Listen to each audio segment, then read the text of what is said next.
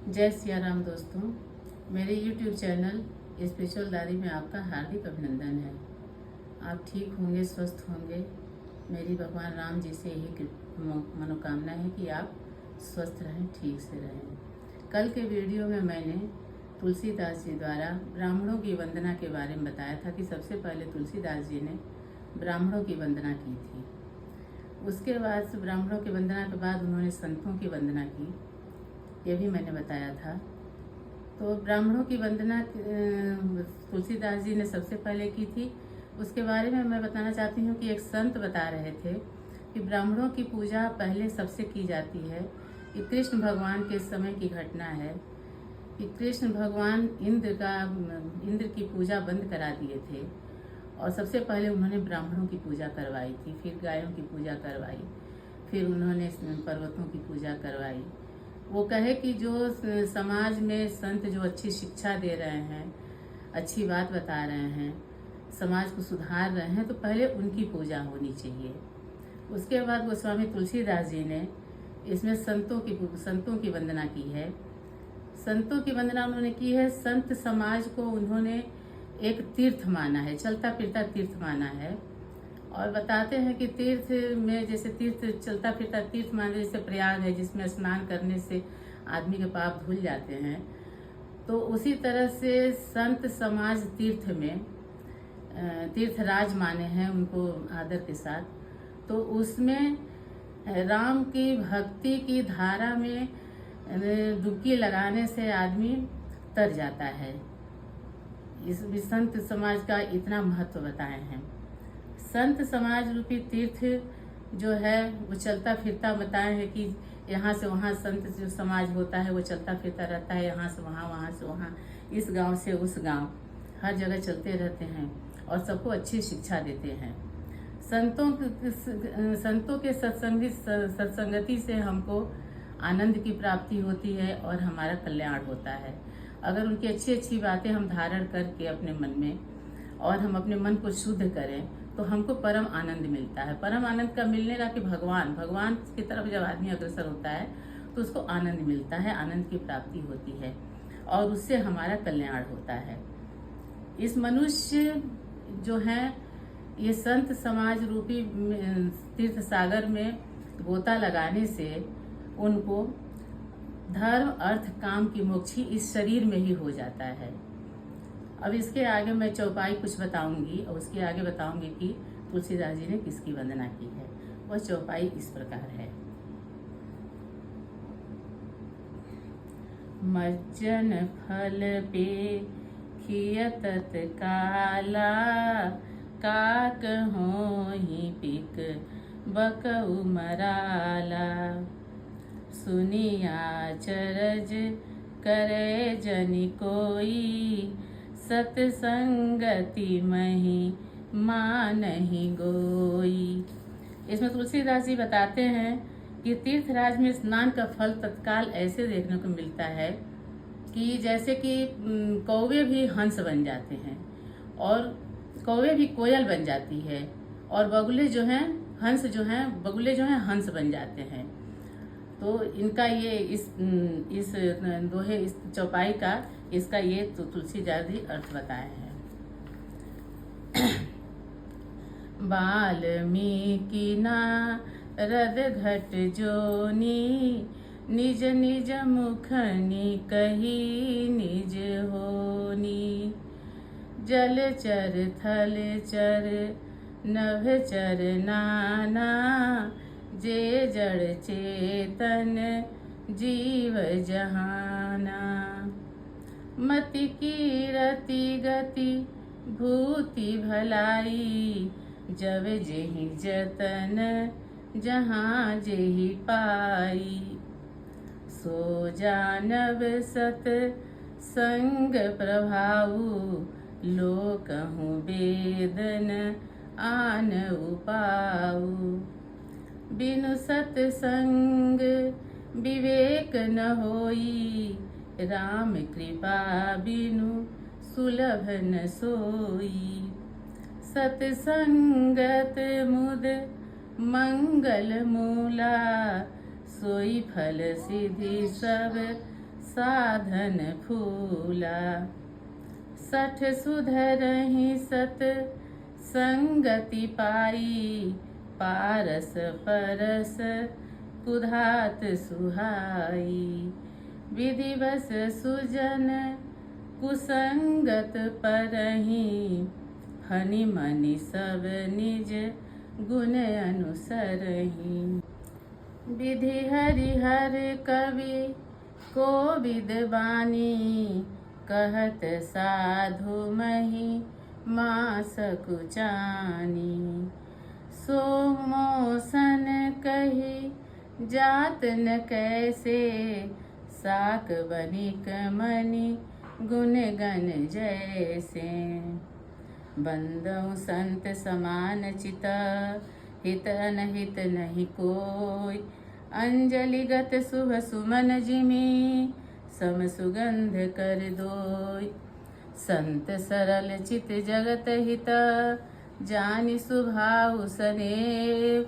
बाल विनय सुनि करी कृपा, राम चरण रति देव। सियावल रामचंद्र की जय, बोलो सब संतन की जय। अब इसमें एक चौपाई है कि बिनु सत्संग विवेक न होई, राम कृपा बिनु सुलभ न सोई। तुलसीदास जी कहते हैं कि बिना सत्संग का कभी भी विवेक नहीं हो सकता है, और बिना राम की कृपा से आसानी से हमको सत्संग नहीं मिल सकता है। तो सत्संग करने के लिए राम की कृपा होनी बहुत जरूरी है। सत्संग से ही हमको आनंद मिलता है और हमारा कल्याण होता है। सठ सुधरहि सत्संगति पाई, पारस परस कुधात सुहाई। इस चौपाई में तुलसीदास जी कहते हैं कि दुष्ट भी जो होते हैं समाज में, अगर सत्संगति मिल जाए, सत्संगति का अर्थ यहाँ पे ये है कि अच्छे लोगों का साथ मिल जाए तो वो समाज में सुधर जाते हैं, और अगर गलत लोगों का साथ मिलता है तो वो गलत ही हो जाते हैं। तो इसका उदाहरण तुलसीदास जी की कहे हैं कि जैसे एक धातु होता है पारस और लोहा, तो लोहा को अगर पारस का स्पर्श करा दिया जाए तो लोहा भी सोना बन जाता है। तो उसी तरह से दुष्ट अगर प्रवृत्ति के लोग होते हैं और अच्छे लोगों की संगति अगर हो जाती है, सत्संगति जिसको कहते हैं, तो वो समाज में सुधार जाते हैं। मान लीजिए किसी दैविक योग्य से, अगर किसी दैव योग के कारण अगर कोई सज्जन आदमी है, सज्जन मनुष्य है, अगर वह किसी गलत आदमी के साथ पड़ जाता है तो वहाँ पे भी वो अपने को बचा लेता है। वो उसका प्रभाव, दुष्ट लोगों का प्रभाव उस सज्जन व्यक्ति पे नहीं पड़ने पाता है। इसका उदाहरण तुलसीदास जी ने दिया है कि जैसे सर्प में मणि होता है सांप की, और वो मणि सांप के विष के साथ रहती है, लेकिन उस विष का मणि पे कोई प्रभाव नहीं पड़ता है, क्योंकि वो मणि अपना प्रकाश नहीं खोती है। उसी तरह से जो सज्जन लोग रहते हैं वह अपना कभी भी जो है वो अपना अच्छा चरित्र कभी नहीं खोते हैं। अब इस तरह से संतों को तुलसीदास जी प्रणाम करते हैं। और एक चीज़ और संतों के बारे में तुलसीदास जी बताते हैं कि संतों का चित्त जो होता है वो समान होता है। संतों के लिए कोई भी मनुष्य मित्र या कोई शत्रु नहीं होता है। वो सबको समान रूप से समाज में देखते हैं, समान रूप में सबके साथ समान व्यवहार करते हैं, समान रूप से देखते हैं। तो ऐसे संत जो होते हैं वो बहुत सरल हृदय के होते हैं और जगत के हितकारी होते हैं।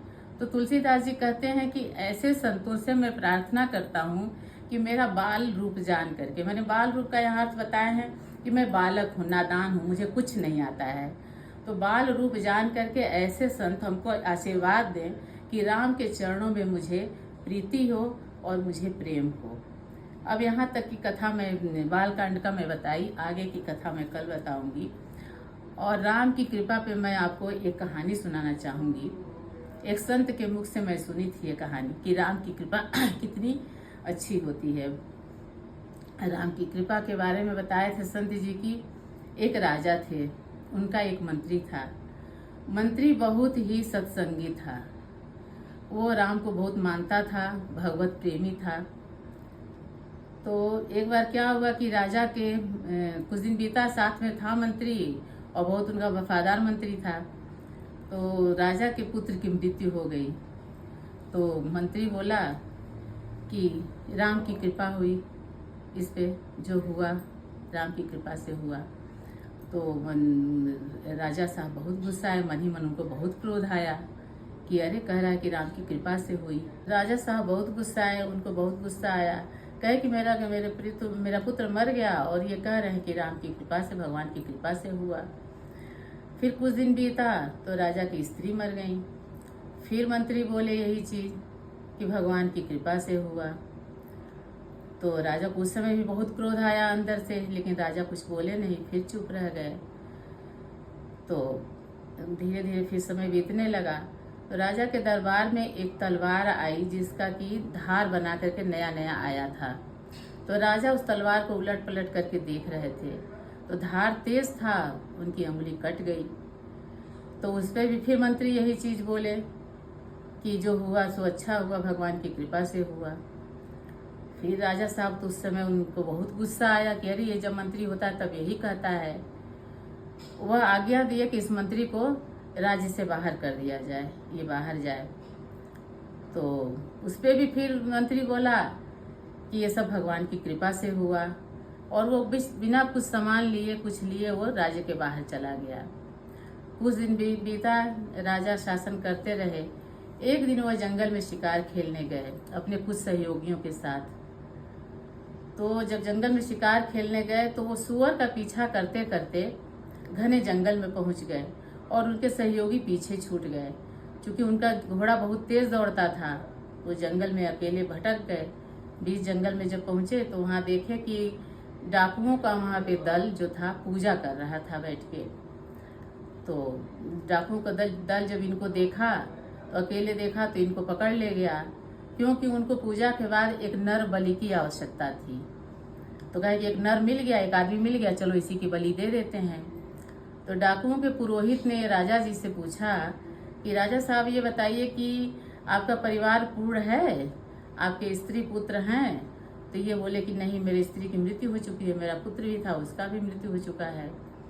तो पुरोहित बोले कि तब तो ये अधूरा है, ये तो इनका परिवार पूरा नहीं है। लेकिन फिर पुरोहित के मन में आया कि हो सकता है राजा अपने को बचाने के लिए झूठ बोल रहा हो।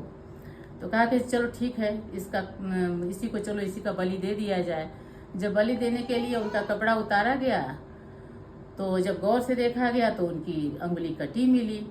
तो फिर पुरोहित कहे कि नहीं, अब इनका बलि नहीं दिया जा सकता है क्योंकि इनका अंगुली कटी हुई है।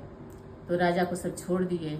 राजा वापस आए अपने घर, और अपने घर आए तो उनको मंत्री की अपनी कही हुई बात याद आई, और फिर वो ढूंढवाए, मंत्री को ढूंढवा करके फिर अपने राज्य में बुलाए। फिर उनको मंत्री पद का फिर पद दिए मंत्री का, और कहे कि ऐसी ऐसी बात है, ऐसी ऐसी घटना हुई है, हमसे गलती हो गई।